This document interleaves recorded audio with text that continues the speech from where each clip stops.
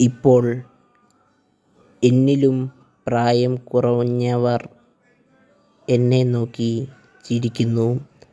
അവരുടെ അപ്പന്മാരെ എൻ്റെ കാട്ടിൻമുട്ടത്തിൻ്റെ നായ്ക്കളോടുകൂടെ ആക്കുവാൻ പോലും ഞാൻ നിരസിക്കുമായിരുന്നു. അവരുടെ കൈക്കുറ്റം കൊണ്ട് എനിക്കെന്തു പ്രയോജനം?